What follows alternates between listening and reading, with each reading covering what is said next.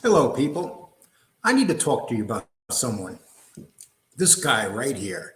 His name is Anthony Luciano Raimondi, and he claims to have been a hitman.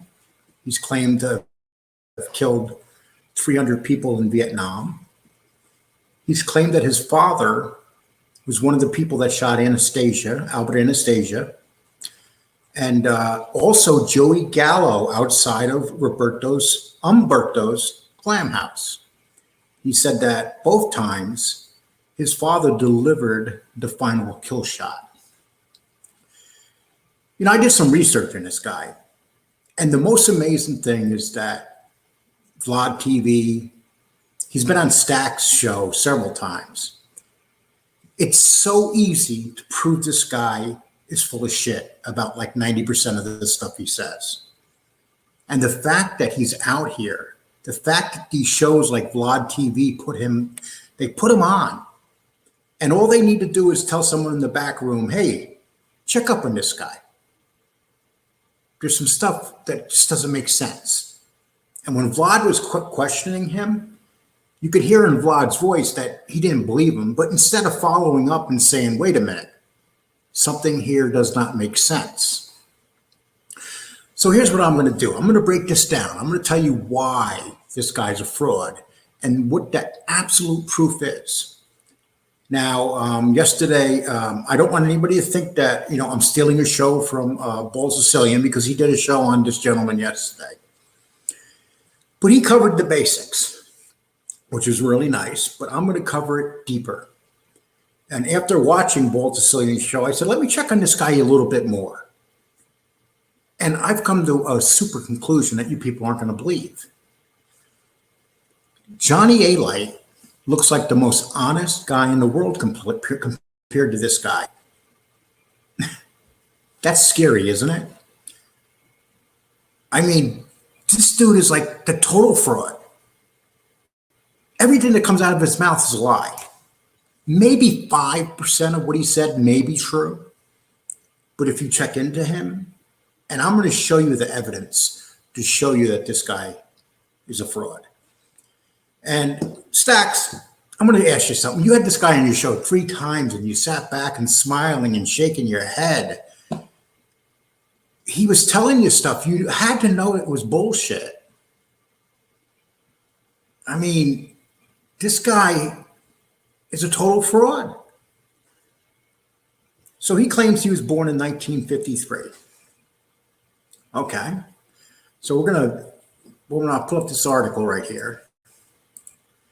Okay, he claims he was born in 1953, and when he was born, Lucky Luciano snuck back into the United States, even though he was kicked out of this country and he was in Italy. We're supposed to believe that Lucky Luciano, Meyer Lansky, they wanted to see his birth. So they snuck back into this country to witness him being born and to be there the night that he was born. First of all, this one is easy to put down because he says Lucky Luciano was there. And here's the problem with Lucky Luciano being there.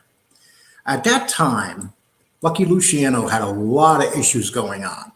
And the main issue that he had going on was the fact that, hold on one second. I'll pull this right up. Okay. He's saying that Luciano, and this is very important to listen to this part right here.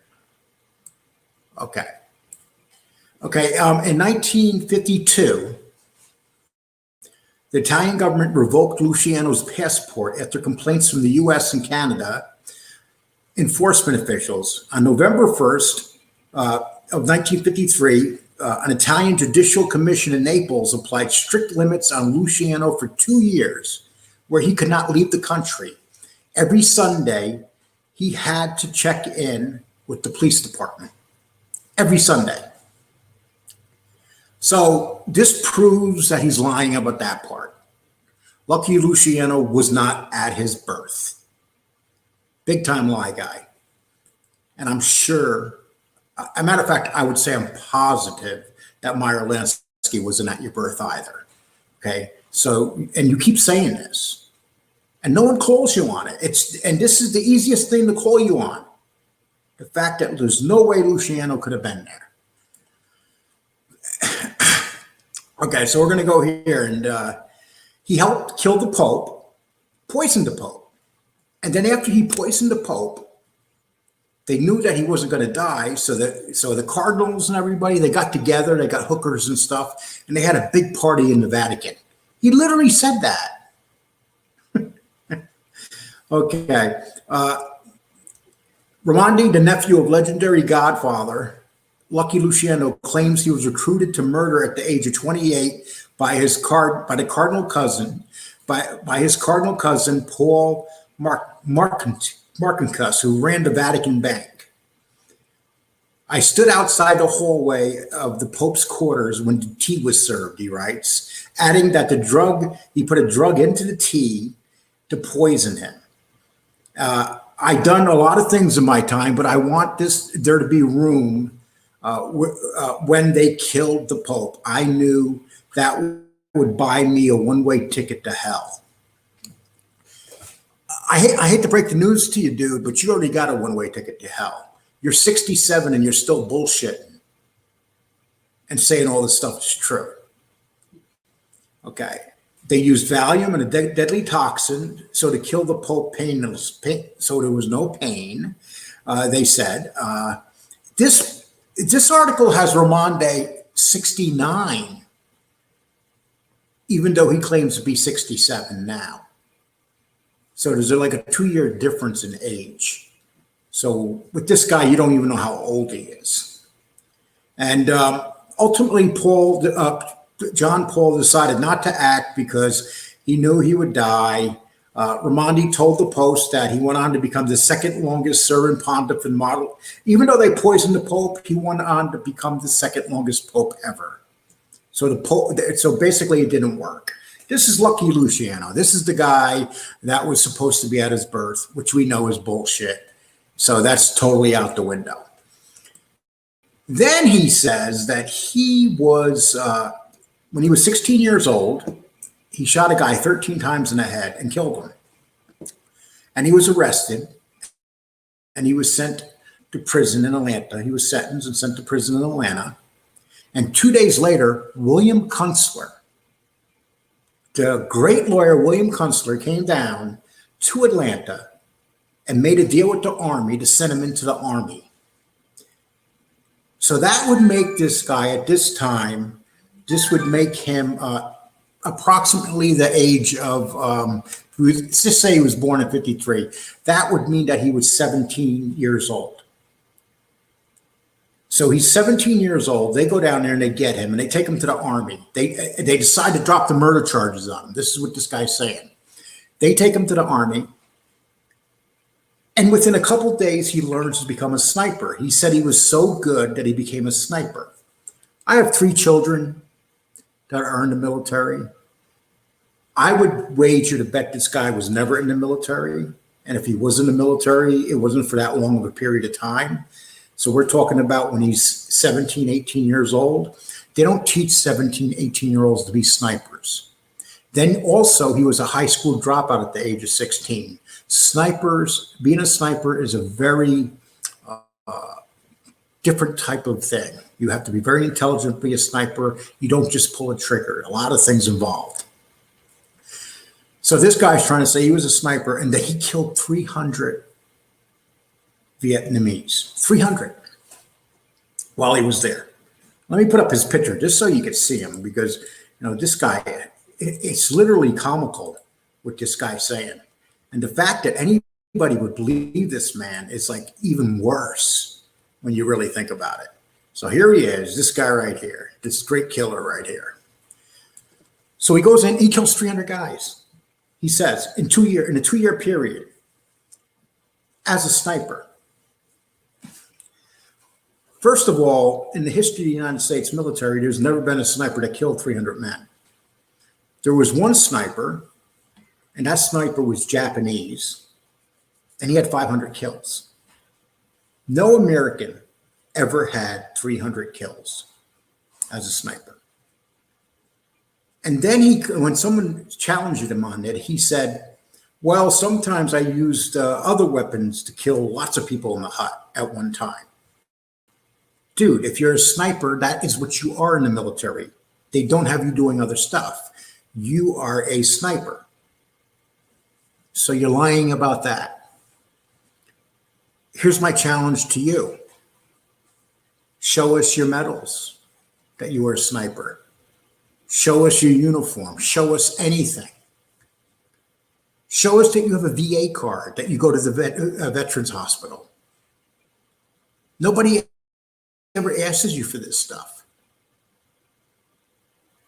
And this guy, his claims just keep going on and on and on. Okay, here's some of them. Well, when the first guy he murdered, he shot him 13 times in the head, and he had the murder confession. And as I told you about who his father killed, Joey Gallo. Now, Joey Gallo was shot outside the Clam House in Brooklyn when he was assassinated.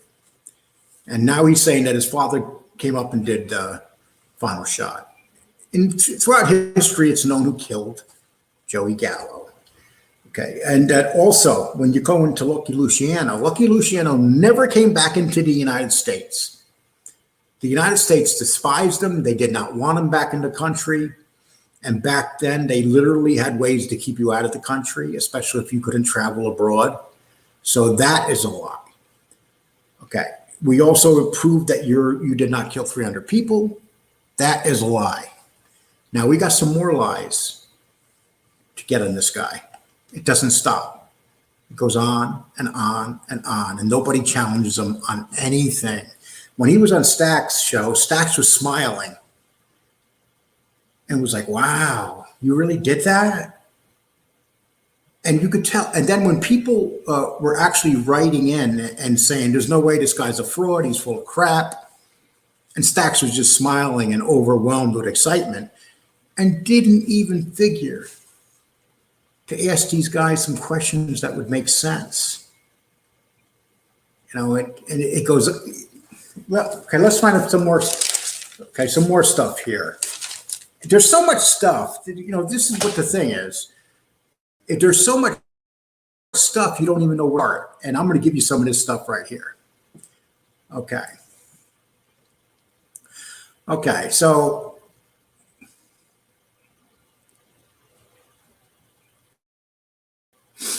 the Lufthansa heist. He claims that Meyer Lansky came up and he put together the Lufthansa heist. So basically what you see in Goodfellas, he's saying is all a lie. That none of it's true. That Meyer Lansky, who was an old man at this time, he was going to die in 1983. And I believe the Lufthansa heist was in 1978. And Meyer Lansky was not even in the country. He was kicked out and he had to stay in Israel for 2 years. And then he came back in 1973, 74. And he was watched where he couldn't even leave Florida. He couldn't even travel. And he says that Lansky came up here and taught him how to kill. Meyer Lansky was not a killer. He was an accountant for the mob. He was not known as a killer. Another lie. He did not learn to kill from Meyer Lansky. Absolute lie. Okay, and the prosecutor at the DA office, Michael Vachon, the top prosecutor at the Brooklyn DA office, who went after the Colombo mobsters, has written 3 books on crime fighting, and he is dubious. I do remember the name Raimondi coming up, but I never heard anything about Meyer Lansky being involved in the Lufthansa heist.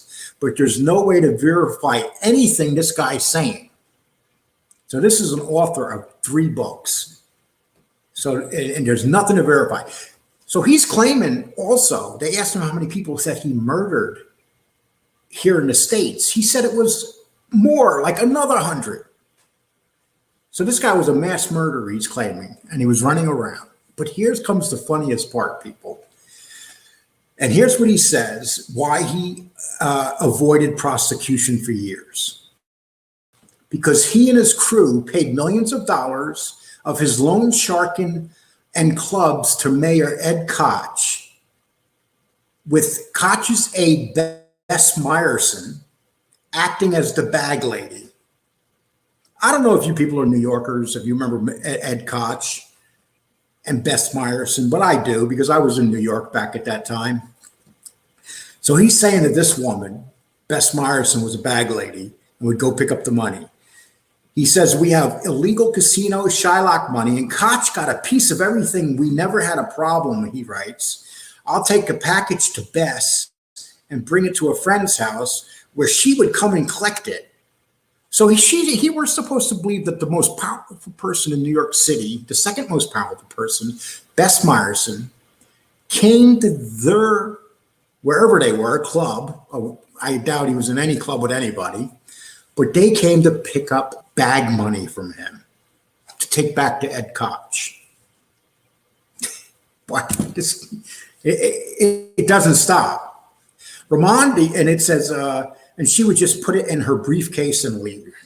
Raimondi, a hulking and fiercely loyal Colombo member, nicknamed Pluto, has a fascinating story as well as a regular contact with notable gang figures Carmine Galante, Roy Persico, and Joe Colombo.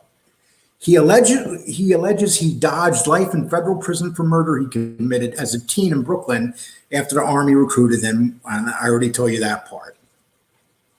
He alleged he came to the U.S. with a clean record, back to the U.S. from Vietnam, and threw himself into mob business, benefiting from the help of Meyer Lansky. Why he chose that name Meyer Lansky is beyond me. That's how you know his story's bullshit. Raimondi writes, taught me so many different ways shaking down a guy. He also taught me ways to kill a guy because Meyer was deadly. Don't let nobody fool you. Meyer killed a lot of men in his time. They say maybe when he was a kid, he killed one person. And that's when him and Luciano, they used to run the streets of Brooklyn and Manhattan. That was the only time. And even Meyer Lansky, you know, nobody's alive in this, so he could say whatever he wants. All the old guys went to prison and they died and went to the witness protection program, he told the Post. The new guys didn't do anything to old ways. I said, you know, and then he said, you know, it's time to leave. He decided to retire because of all the new gangsters coming in, and he didn't want to be a killer no more. He just wanted to retire. And I'm going to play this for you because, okay, let's get this up here. And this is going to be from the Stax show. And Stax, please go to his channel and subscribe if you like this video or if you like Stax. But I'm going to, let's just see if we get this up here. Share screen.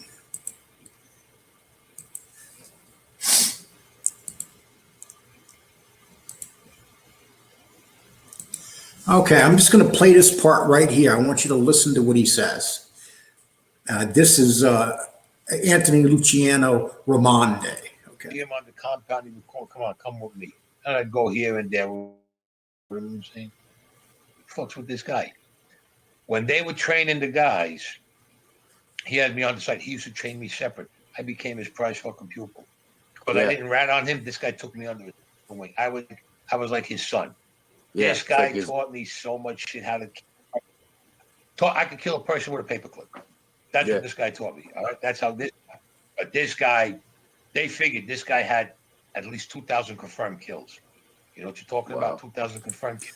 So he's actually saying that the guy that taught him to become a sniper, literally in the Army, he took him to the side and trained him by himself to become a sniper. And the guy that was training him had 2,000 confirmed kills. 2,000 confirmed kills. And here you got Staxless listening to this and not saying nothing to the guy. Under his wing personally. With this guy, I made sharpshooter, I made sniper, and I made what the fuck was that? Sharpshooter, sniper, and I forgot the other one. Sharpshooter, sniper. I forgot the other one.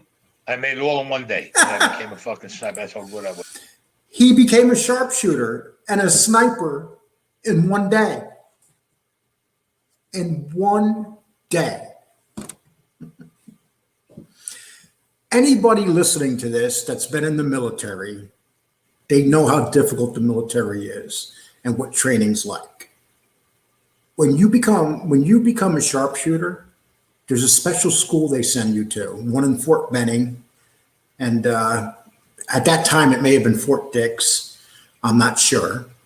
But you get sent to a specialized school for 10 weeks to become a sharpshooter. And 80% of the people that go to these schools to become sharpshooters drop out. But he's saying that he became one in one day. This guy is so full of shit. It's amazing how full of shit he is.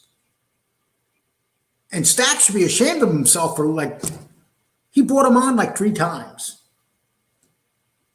Why would you bring this guy on your show? It's so obvious, Stacks, what he's saying to you. You know, he became a sharpshooter in one day. You don't say something to him about that. People think John A-Light's bad. John A-Light has never exaggerated this bad.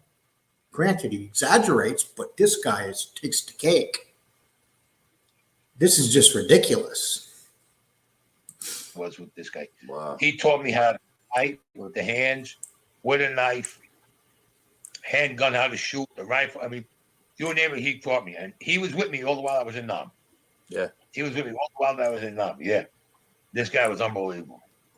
Oh, marksman. That was it. Sharpshooter. Yeah, sniper, marksman. I made all 3 of them in one day. Oh, one day. One day I made, thanks to this guy, the way he taught me. And me and him became best of friends. But he was with me all the while. We got to take a little break. We got to take a little break, and but we'll be back right after this. So, people, now that you have met this guy, and Anthony Raimondi, Luciano is his middle name. I doubt that he was even related to Lucky Luciano, even though they say he was.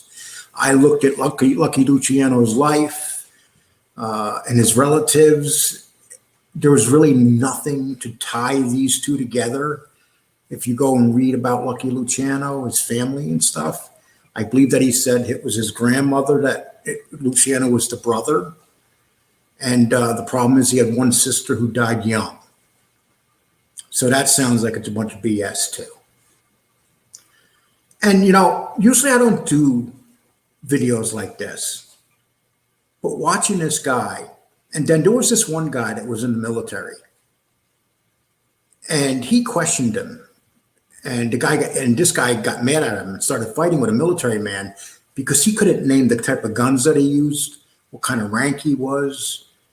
So basically, he's most likely a Vietnam fraud also. Probably never been in Vietnam. So he's also saying that the reason that you couldn't find the murder that he did when he was 16 is because he was underage. But despite the fact that he was underage, he said they gave him 100 years and sent him to Atlanta.